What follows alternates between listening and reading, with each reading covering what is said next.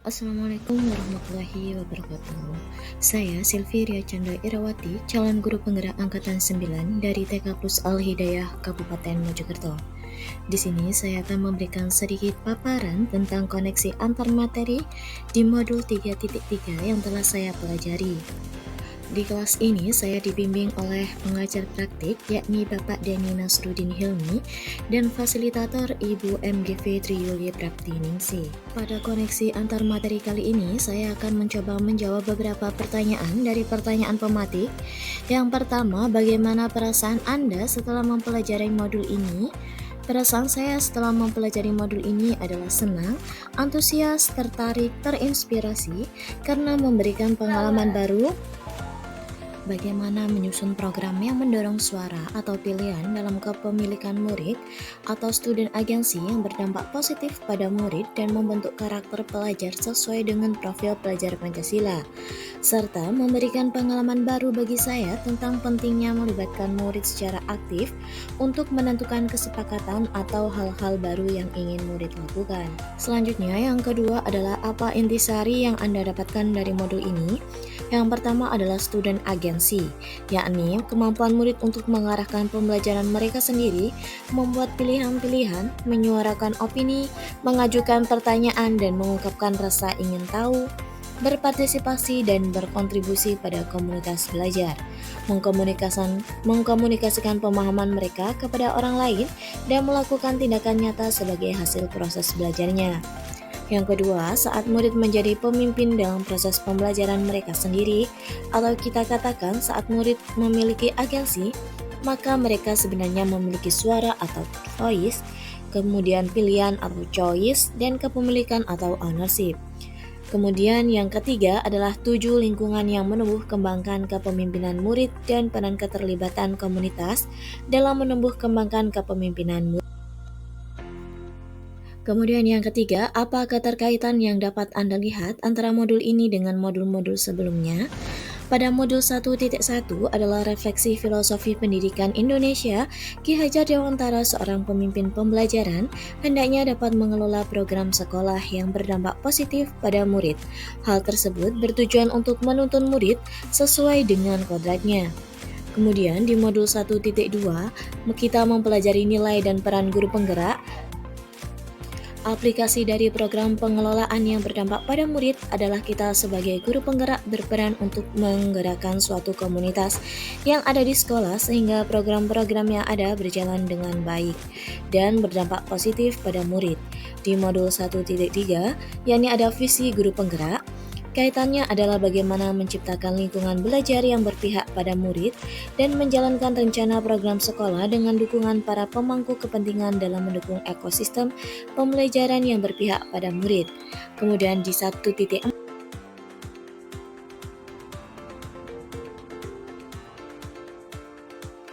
selanjutnya di modul 2.1, memenuhi kebutuhan belajar murid melalui pembelajaran berdiferensiasi, kaitannya adalah mengelola program yang berdampak pada murid, tidak terlepas dari apa yang menjadi kebutuhan murid seperti kesiapan belajar murid, minat belajar, dan profil belajar murid.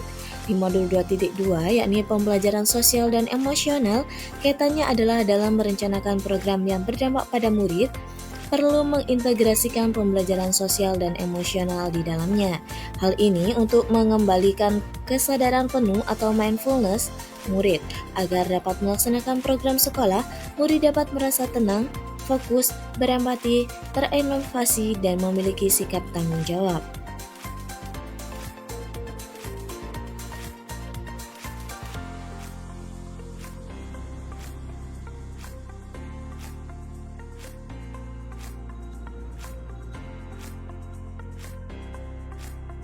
Dan di modul 3 ini, yakni di 3.1 mengenai pengambilan keputusan sebagai pemimpin pembelajaran, kaitannya adalah antara seorang pemimpin pembelajaran dalam menentukan program yang berdampak positif pada murid dengan menganut 3 prinsip berpikir, 4 paradigma pengambilan keputusan, dan melakukan 9 langkah pengujian dan pengambilan keputusan sebagai pemimpin pembelajaran. Kemudian di modul 3.2 yakni mengenai pemimpin dalam pengelolaan sumber daya aset yang dimiliki oleh sekolah dapat mendukung pengelolaan yang berdampak pada murid. Dengan pemanfaatan dan penggunaan yang sesuai dengan tujuan, maka dapat mencapai kemajuan. Dan di modul 3.3 ini, mengenai pengembangan sekolah dengan memanfaatkan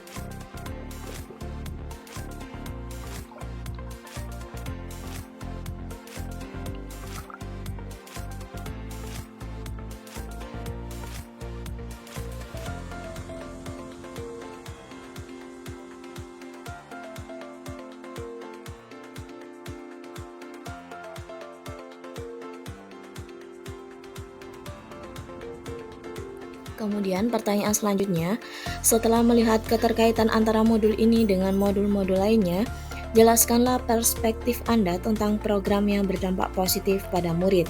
Bagaimana seharusnya program-program atau kegiatan sekolah harus direncanakan, dilaksanakan, dan dievaluasi agar program-program tersebut dapat berdampak positif pada murid.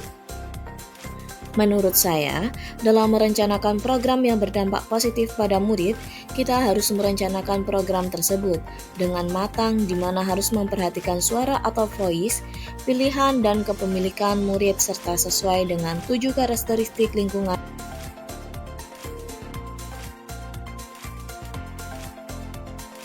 Kemudian, sumber daya sesuai dengan kekuatan dan potensi yang dimiliki.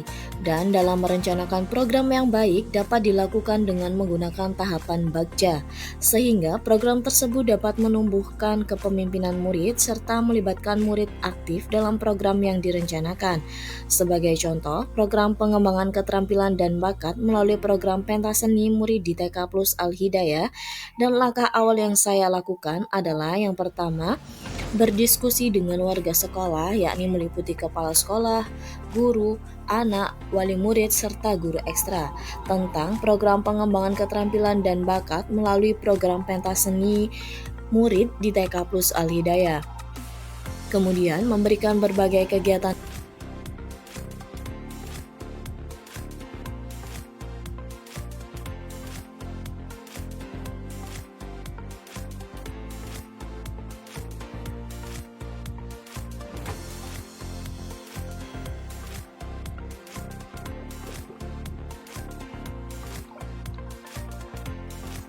Demikianlah sedikit paparan yang dapat saya sampaikan. Semoga bermanfaat. Terima kasih, tetap semangat.